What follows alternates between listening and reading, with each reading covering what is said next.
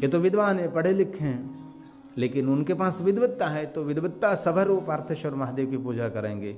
हम कोई पाठशाला में पढ़े नहीं है, तो हम भगवान शिव जी के सहस्र नामों से, भगवान शिव जी के 108 नाम से, अथवा एक कुछ में न हो सके तो ओम नमः शिवाय मंत्र बोलकर पार्थेश्वर महादेव निर्माण करें, और अथा योग्य आपके जैसे हो सके वैसे आप पार्थेश्वर महादेव का पूजन करें और उसको नैवेद्य अर्पण करें, और महादेव के भक्तों को वो नैवेद्य भोजन में समर्पित करें। ऐसा भाव स्वयं भगवान शिव जी ने पार्वती को कहा है। यस्तु पार्थिवलिंगानि पूज्येदन्वहं मदा स महाभाग्य भोगभूत्वा लभते शंकरं पदम्, लभते शंकरं पदम्। भगवान शिव का सानिध्य, शिव पद उनको प्राप्त होगा। जिनको मोक्ष के लाभ की इच्छा है उनको आदर पूर्वक पार्थिव शिवलिंग का पूजन करना चाहिए। भगवान स्वयं शिव जी भवानी पार्वती को कहते हैं कि जिनको मोक्ष की इच्छा है उनको विशेष प्रकार से पार्थेश्वर महादेव की पूजा करनी चाहिए। ये पवित्र श्रावण मास आ रहा है, तो बहुत सरलता से हो सकता है। विशेष प्रकार से आप न कर सके तो एकदम सरल में पद्धति दिखा रहा हूं।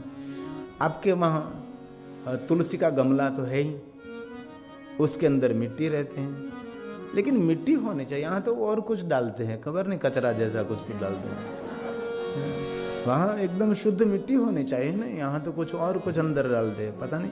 लेकिन एक बेलरुस के तुलसी के गमले में जो मिट्टी है उनका ही वहाँ शिवलिंग बना दीजिए, वहाँ से उठा दीजिए, वहाँ ही वहाँ सुंदर थोड़ी सी फिट कर दीजिए, पीठ कर दीजिए और जल अर्पण कर दीजिए, हो गई पार्थेश्वर महादेव की पूजा। उससे सरल नहीं हो सकता। ये बहुत सरल प्रयोग है।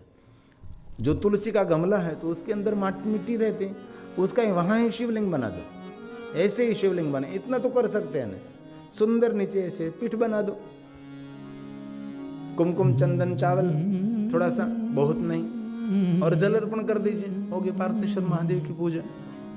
और जो भारत देश में रहते हैं तो वहां तो बेलवृक्ष के बहुत बड़े वृक्ष होते हैं, तो बेलवृक्ष के नीचे जो मिट्टी है वही मिट्टी का शिवलिंग वहां ही बना दीजिए, और विसर्जन करने की कोई जरूरत नहीं, वहां जल अर्पण कर दिया, विसर्जन हो गया।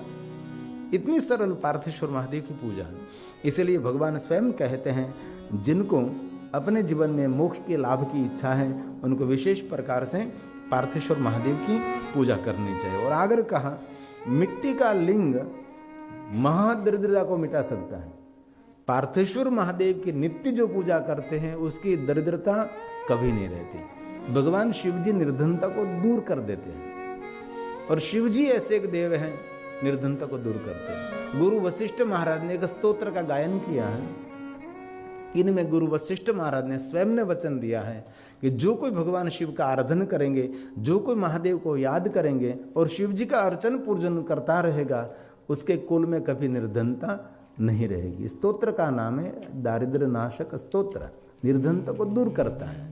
जिनके परिवार में दरिद्रता है, निर्धनता है, जो कि यहाँ तो नहीं होती, लेकिन किसी के परिवार में ऐसी निर्धनता है, तो निर्धनता को दूर करने के लिए स्वयं भगवान शिव जी के उपासक गुरु वशिष्ठ महाराज ने बहुत सुंदर स्तोत्र की रचना की। कभी अवसर मिलते स्तोत्र का पाठ करो। अवसर लेना पड़ता है, अवसर क्या मिलता नहीं ना। सुबह में जल्दी उठकर आप कर सकते हैं। एक गुरु वशिष्ठ महाराज का प्रसाद है। विश्वेश्वराय नर कारणवतारणाय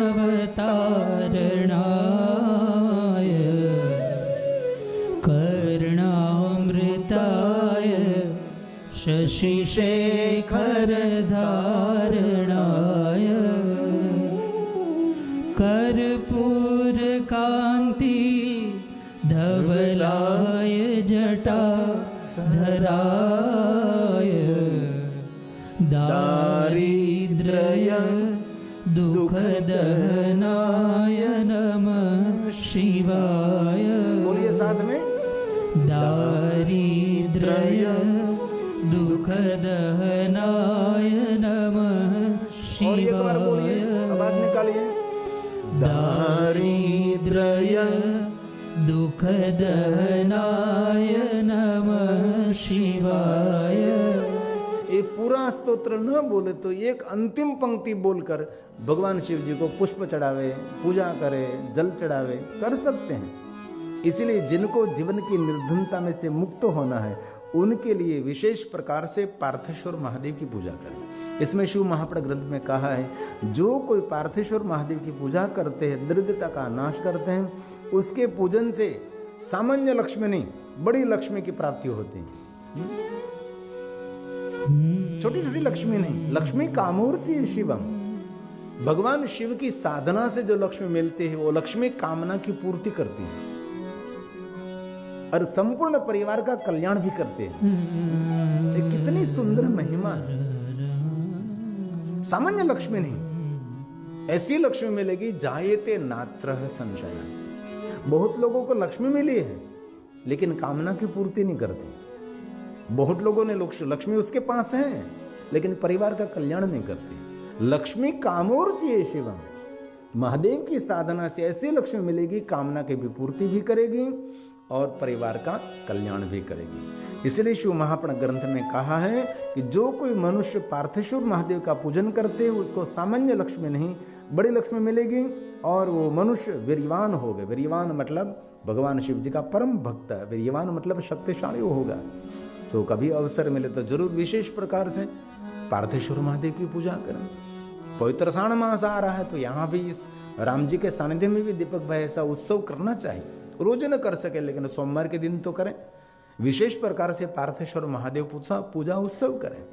एक सूरत में मुझे बहुत धनपति एक पटेल मिले थे तो मुझे कह रहे थे, बाबू ऐसी कोई ट्रेनिंग स्कूल होनी चाहिए, कथा दरमियान आपको कुछ ऐसा करना चाहिए कि कथा में एक दिन ऐसा रखे कि लोगों को ट्रेनिंग दे कि पार्थेश्वर महादेव की पूजा कैसे कर सकते हैं, लिंग कैसे निर्माण कर सकते हैं, उसका आह्वान कैसे करें, उसका पूजन कैसे करें, उसका अर्चन कैसे करें, उसका विसर्जन कैसे करें, उसकी क्या परंपरा, सब कुछ समझना चाहिए। मैं तो करेंगे, भगवान करेंगे तो जरूर ये भी होगा। इसलिए कभी अवसर मिले तो जरूर विशेष प्रकार से पार्थेश्वर महादेव का पूजन करें। पवित्र सावन मास आ रहा है तो आप बहुत कुछ कर सकते हैं। ये भगवान शंकर जी का वचन है, मृण्मयी मृण्मयं लिंगं भ्यर्ष्य महादारिद्र्यनाशकं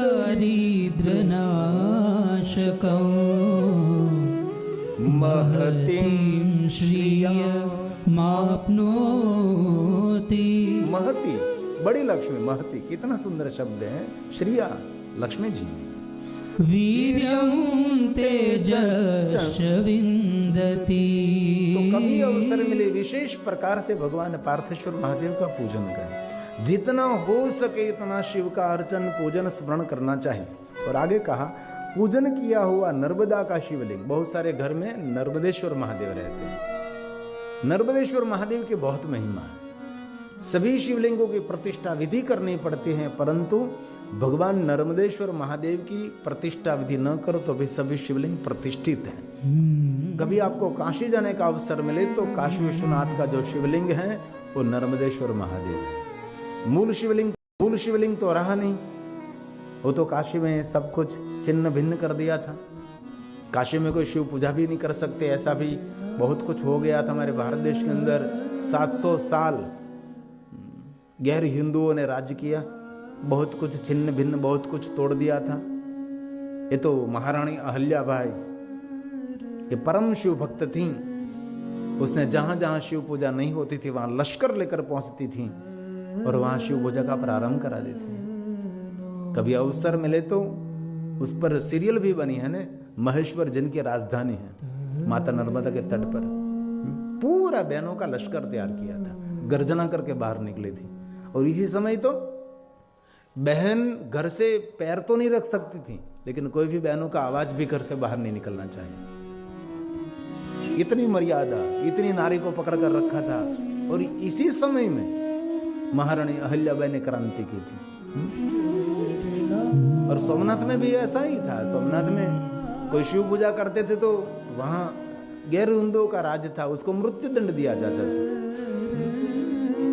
ऐसी तो बहुत सारी, इसीलिए उन पर सीरियल बने, कभी देखना चाहिए कि बहनों में कितनी वीरता रहती है, इनमें कितना शौर्य है। बाकी तो बहुत सारा आप सीरियल देखते होंगे, देखना चाहिए, सोफे पर बैठकर सीरियल देखकर रोना भी चाहिए। आपका रिश्तेदार है ना, लोग काम करते हैं सभी, इसलिए उसका दुख देखकर आप रोते रहो, है ना। ऐसे हमारा जो क्या हमारा इतिहास है, क्या हमारी परंपरा है, क्या नारियों का सामर्थ्य है। महारानी अहिल्याबाई पर एक सीरियल भी बनी, उसको देखना चाहिए। इसलिए कभी अवसर मिले तो विशेष प्रकार से पार्थेश्वर महादेव की पूजा करें, और भगवान नर्मदेश्वर महादेव का शिवलिंग अपने घर में रख सकते हैं। ध्यान दीजिए थोड़ा सा, पूजन किया हुआ नर्मदा का शिवलिंग, छोटे छोटे पाप नहीं, पर्वत समान किसी ने पाप किया, पहाड़ के समान किसी ने पाप किया है, तो जो मनुष्य नर्मदेश्वर महादेव के शिवलिंग का पूजन करते हैं, यानी बड़े बड़े पापों में से मनुष्य मुक्त हो जाता है, और अंत में उसको मुक्ति प्रदान करते भगवान महादेव। सभी श्लोक मेरे पास है, लेकिन सभी श्लोक नहीं गा रहा हूं क्योंकि इसमें बहुत समय निकल जाता है। इसीलिए शिव जी को एक परम देवता के स्वरूप में मानना चाहिए। सभी देवताओं के तरह महादेव को कभी दिखना नहीं चाहिए, क्योंकि शिव जी एक अलग देवता है। सभी विश्व के सभी देवी देवताओं के इष्ट भगवान महादेव है। सभी ऋषि मुनियों के आराध्य देव भगवान शिव है। शिव सबसे जुदा, शिव सबसे अलग है। इसलिए सभी देवताओं के हरोड़ में शिव जी को नहीं देखना चाहिए। लेकिन भारत देश में और लोगों ने बहुत नुकसान तो किया, नहीं किया पता नहीं, लेकिन हमारे लोगों ने भी बहुत सारा नुकसान कर दिया है। शिव के प्रति इतना दुराग्रह रखा है लोगों ने, अभी भी है। अभी बहुत सारी बातें मैं आपको कर सकता हूं उनके बारे में, लेकिन नहीं, मुझे आपको नहीं कहना है ये सब कुछ। लेकिन शिव के बिना कोई जीव का उद्धार कभी नहीं हो सकता। इसलिए इसमें कहा है, शिव जी को कभी सामान्य देवता के रूप में नहीं, परम देवता के स्वरूप में मानना चाहिए। पार्थिव शिवलिंग की पूजा से पुनर्जन्म नहीं होता। जो कोई मनुष्य मिट्टी में से शिवलिंग बनाकर भगवान शिव का नित्य पूजन करते हैं, उनको कभी पुनर्जन्म नहीं होता, वो जीवात्मा मुक्त हो जाता है। और इस जीवात्मा को कहते हैं जीवन मुक्त उच्चते। ये मनुष्य जीवित होते हुए भी इस मनुष्य को मुक्त मानना चाहिए। आपकी जान के लिए सब कुछ जानने के लिए कह रहा हूं, लेकिन आपसे हो सके न हो सके ऐसी कोई बात नहीं, लेकिन आपको पता होना चाहिए कि ऐसी महिमा शिव महापड़ अंतर्गत है। इसलिए आपसे कुछ भी श्रावण मास में न हो सके, सिर्फ पंचाक्षर मंत्र का जाप करें, नियम बनाए के रोज 100 माला करेंगे, और हो सके तो एक मास में 5 लाख पंचाक्षर मंत्र का अनुष्ठान करें। मंत्र के जितने अक्षर होते इतने लक्ष्य जाप करने से मन की सिद्धि होती है, मनोकामना पूर्ति होती है। और हो सकता है, क्यों नहीं हो सकता, आप कर सकते हैं। जितना हो सके इतना पंचाक्षर मंत्र का जाप करें। ये नहीं करना चाहते हैं तो हलता चलता बेचता उठता खाता पीता ऊँगता जगता घरमा वनमा शमशान में निरंतर कोई भी अवस्था में, पवित्र अवस्था में अपवित्र अवस्था में पंचाक्षर मंत्र का जाप करें। ये भी आपसे न हो सके तो 1 महीना मौन रहा। भगवान शिव जी को बहुत प्रिय है मौन। वाणी का मौन सरल है, लेकिन मन का मौन ये बहुत कठिन है। वाणी का मौन तो कोई भी दे सकता है, लेकिन विचारों का मौन, मन का मौन ये श्रेष्ठ है। ये परमात्मा शिव के पास जाने के लिए द्वार है। विचारों का मौन, विचारों के तरंगों का मौन, मन का मौन ये श्रेष्ठ है। और जीवन में श्रेष्ठ बनना है तो कम बोले और नहीं बोले समझो, पर घणानो तो आटलो जीवड़ो मोटो है ने, वो बोले। कभी कभी विचार आता है कि द्वार को देने के लिए ताला मिलता है, कपाट को देने के लिए ताला मिलता है, तिजोरी को देने के लिए ताला मिलता है, लेकिन कहीं आपके देश में यहां मारने का ताला है? ताला मार दीजिए और चाबी फेंक दीजिए। कई लोग बहुत मौन रहते हैं।